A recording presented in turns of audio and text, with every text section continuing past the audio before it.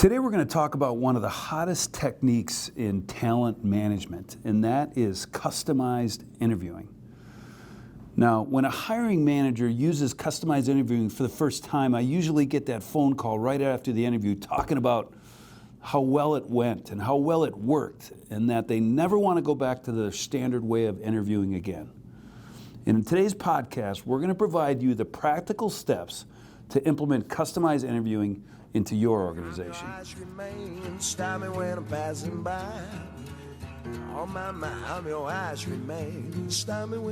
So today I'm going to share with you the process of customized interviewing. And if I had if someone said to me, Steve, give me 3 processes that I would implement into my organization, one of them for sure, top 3, would be customized interviewing. And you might ask, well, why? Why are you so passionate about customized interviewing? As a hiring manager, in my past and even in today's world, I can tell you that I did not look forward to interviewing with the traditional method of interviewing. I mean, it took a long time. We asked questions that they had rehearsed answers to.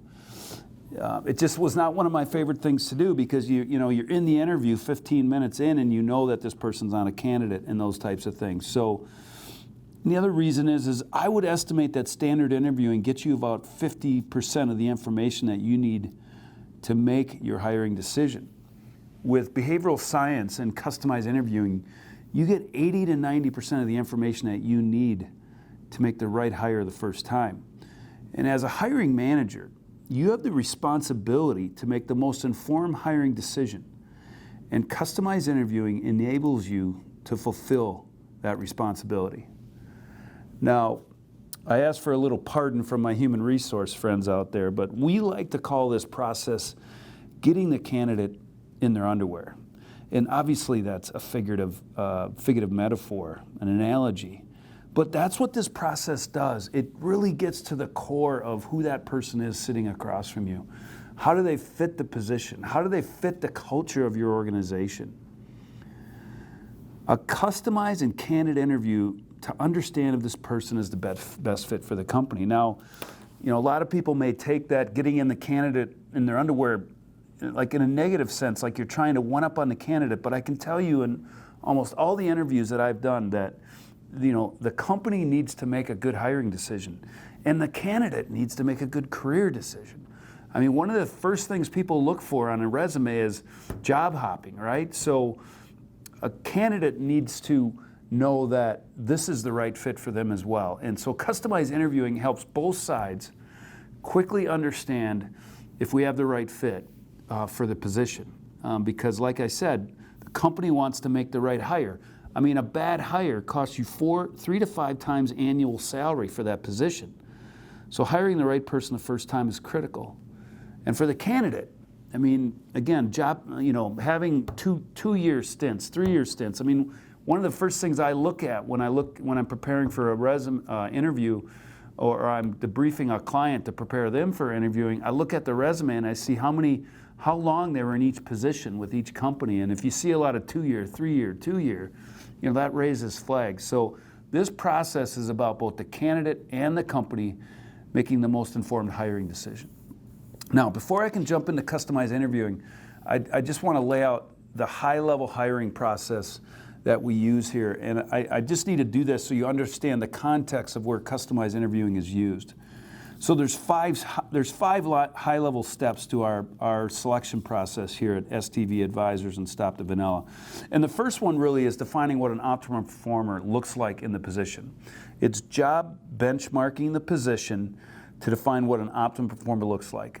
It would blow you away how many companies start a search process and they haven't discussed what the bullseye looks like for the position, what we're looking for. And by not doing that, you will experience a lot of issues as you go through the hiring process. So the first step is, what do we need in the position? What's an optimum performer look like? The second step is that first interview. And the first interview can be done via FaceTime or Zoom to minimize expense. We don't have to bring travel people in. But the primary objective of the first interview is to gauge the hard skills, their technical ability to do the job. And you start at the bottom of the resume and you work your way up. and you rank and select your final candidates or your candidates that you're moving on to the next step with based on their hard skills and their experience to do the job. Because candidly, if they don't have the hard skills and experience, do we want to move forward with them, or are we going to make the investment in growing their hard skills?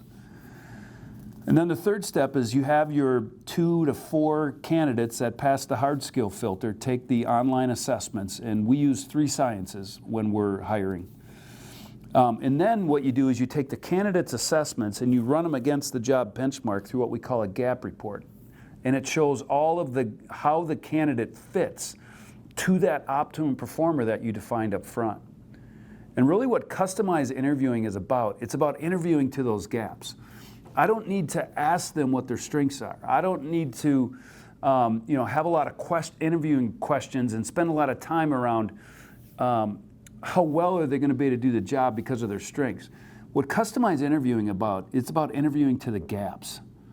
It's about understanding how they can overcome their gaps, their blind spots. Do they have the self-awareness to overcome them? Do they have techniques that they use to overcome them? Because I'm telling you right now, if you got 2 candidates and one of them has self-awareness of who they are and they understand their blind spots, and then you have a candidate that has lower self-awareness, the candidate that's likely to have much more success in the position you're talking about or looking to fill is going to be the one that has the self-awareness, more coachable, easier to work with, easier to communicate with, because they understand who they are. And so the second interview is really about the candidate really telling you your story, what was growing up like, illustrating how their upbringing shaped who they are, and then interviewing them to the gaps, interviewing them with customized interviewing questions. Now, one of the first steps I take in the second interview to do customized interviewing is I ask questions that I already know the answer to from the assessments. Because what I'm doing right out of the gate is I'm looking for the transparency, the honesty, and the self-awareness that this candidate has. So you can do that by asking questions that you know the answer to based on the assessments. Now, so that's the first thing I do. I want to see how real they are. I want to see how transparent they are. I want to see how candid they are. And so by asking them a couple questions I know the answer to, I quickly get that. If I have a candidate that is giving me the interviewing face, if you will, that's giving me all these indirect, vague answers or questions, I'm going to stick on those transparency questions until I start getting greater transparency from them. Now, it's important to remember that every candidate will have blind spots in their style to the benchmark. The question is whether those weaknesses will impact a key requirement you have in the position. Because any style can do any position, but certain styles are more comfortable in certain positions. And the greatest level of success comes from matching the gifts of their behavioral style to that requirements of the position. So in behavioral interviewing, you're going to ask questions that the candidate has never heard before. You're going to get what we call the dog ears. When you talk to your dog and he or she turns their head sideways to kind of listen to you, like I never heard that question before. And that's really what this is about. You ask them questions that they don't have a pre-rehearsed answer to. And you're watching how they think through the question. Sometimes how they think through it and how deliberate they are can be equally as important as how they answer the question itself. And when you answer that unique question, and they don't have a rehearsed answer, you're going to get an answer from the heart. Either you're going to get 2 types of answers. You're going to get a fluffy answer that doesn't answer the question, so they're trying to give you an answer that gets you on to the next question.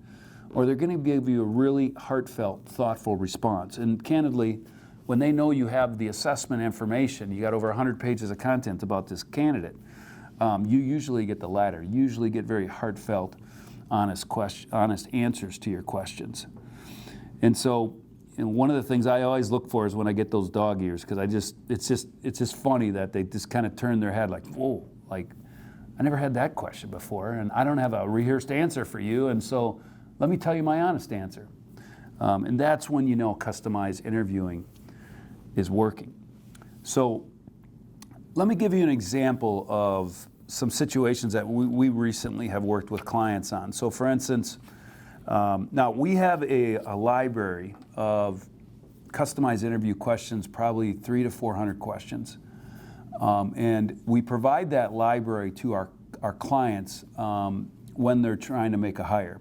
And then when we have clients that get certified in the behavioral sciences and they get trained on the talent processes like customized interviewing, we give them that library, because our objective here is we want to help our clients fish. We do not want to fish for them. So some of my clients I'll do customized interviewing for, but a majority of our clients, and we're talking a lot of them, are doing all of this on their own. And so you have the ability to have us help you with customized interviewing, or you can get trained on it and do it all yourself, which is what most companies prefer and what we recommend and prefer ourselves. So for example, if you have a leader, a leadership position in your organization, and you've benchmarked that position and it requires a higher dominance, a higher red bar, higher DISC, if we're talking a DISC science here, in their behavioral style, the position maybe asks for a 70 on the DISC or the dominance factor, and the person that you're interviewing has a 30 on their dominance. These are some of the questions you would ask them. These are some of our customized interviewing questions. Because what the dominance factor does is it makes having the tough conversations, holding people accountable, addressing underperforming situations more comfortable, all right? If somebody has a lower dominance, addressing those situations becomes more uncomfortable. Doesn't mean they can't do it, but they have to be aware of that. They have to overcome that blind spot and make sure that they're addressing situations in a timely manner. So somebody that has a 30 on their dominance is likely, doesn't mean they can't overcome it, but is likely to take longer to deal with and have a tough conversation and deal with an underperforming situation than somebody that has a 70 on their dominance score. So for example, if you have a leader, you're interviewing for a leadership role, and let's say there's 5 direct reports to this leadership role, and they have a lower dominance, here are some of the questions that we typically recommend our clients ask. And we had a employment law attorney look at all these questions to make sure that they're legal. So recognize that we're not creating risk in asking these questions, we're minimizing risk by you making the right hire. So here's the question. So when managing people, what was the worst personnel situation you ever had to deal with? And how did it go? And just having a conversation around how they've dealt with accountability, how they've dealt with having the tough conversations. In managing people, tell me about a situation where you should have taken action sooner but did not. And how did it work out? One of the things I'm a big fan of is asking about past situations. I don't like asking about a hypothetical situation because they can kind of make up that answer, right? So I want to ask them, in the past, tell me about a situation where you waited too long to deal with it. And how did it end up? And you're going to start seeing patterns here of did they have the ability to overcome that gap? Or did they not have self-awareness and not have techniques in place to overcome that gap? And that's what leads to the most informed hiring decision. Now, one of the cool parts about customized interviewing too, let's say you hire this leader that has 40 points lower on the DISC or on the dominance factor in their DISC score than you want. If you were to hire that person and all of a sudden you see them 6 months down the road having, not maybe addressing an underperforming situation as quickly as you would maybe want them to, you've had that conversation. It's now easier to talk about. So that's another thing about customized interviewing is that once you make the hire, their gaps are on the table. And so you're able to address an underperforming situation quicker because of that. So that's one example of a leader that has a low dominance. Let me pick out another one here. Here's a CFO role that had a low resourceful driving force, a low resourceful workplace motivator. So a high resourceful, somebody that's motivated to be resourceful, is looking to get return. They're looking to get ROI on the assets that they're in charge of. They're looking to get return on investments, return on their time, being efficient. They want to get ROI. They want financial security. They want to be efficient. And when we benchmark a CFO role for our clients, the resourceful driving force, that being motivated to be resourceful, is typically number 1 or 2 in a lot of cases. So here's a couple questions that we would ask a CFO candidate that has a low resourceful driving force that has been benchmarked that needs to be a high driving force. So what past strategy gave you the greatest ROI? And then once he or she answered that, we'd say the lowest ROI. In past roles, in your current position or in past roles, what are the top measurements that you monitor to keep an eye on and track performance? And so these are just some of the questions you would ask someone that has a low resourceful in a role that's demanding a high resourceful. Another one would, how would you measure success in this position that you're interviewing for? So again, these are very customized questions to the gaps of the candidate. And I just love watching when you ask a unique question to a candidate that hasn't rehearsed for that question. That's when you are able to determine if this is a candidate you're going to take the next step with. Here's another one, a sales position, what we call a sales hunter position, which is one of the most difficult roles to fill right now. A sales hunter, somebody that goes out and hunts new business, can bring in new customers. So we have a client that's building a significant sales force, and we're helping them hire 15 to 20 sales reps over the next year. And their benchmark has a high sense of self. Someone that has a high sense of self has self-confidence, self-esteem. So if you have a candidate that has low sense of self, they likely, if they experience an obstacle in the sales process, they may struggle with their sense of self and pack up their briefcase and head out of the sales call, right? They may struggle to overcome obstacles. So we ask questions to, if a sales hunter candidate has a low sense of self from the behavioral science assessments, we may ask a question, on a scale of 1 to 10, 1 being high, how would you rate your success based on where you thought you'd be at this point? What was the most unfair thing that you ever encountered in previous positions? If there was one thing you could change about yourself, what would it be? So these are all questions that go at someone having low sense of self. So I have a ton of examples here, and I also have our question library our customized question library that we provide to our clients. And these are all techniques to make sure that you make the right hire the first time. So if you've come to dislike the constant interviewing of candidates to fill open positions, I know that I did, but that all changed when I learned behavioral science customized interviewing. With behavioral science, you get to know the candidates and strengths before you get to know the candidate's strengths and weaknesses before you ever get to meet the person. So it's kind of like when you meet them the first time, you almost already know them. And then when we do customized interviewing, we're focusing on their blind spots, their gaps. But it's also important to remember that behavioral science does not make decisions for you, but it does help you make more informed decisions, which is your job. So turn interviewing from something that is a chore into something that is a strength of yours and your company. And this will dramatically increase you making the right hire the first time. This will dramatically increase your retention because you're putting the right person in the right position. And this will enable you to build a high-performance team. I can just tell you again, customized interviewing is a game changer for every organization that is implemented. And I want to encourage you to consider how customized interviewing will help you build the team to achieve your dream. I'm your ice cream man, stop me when I'm passing by. On my mind, I'm your ice cream man, stop me when I'm passing by.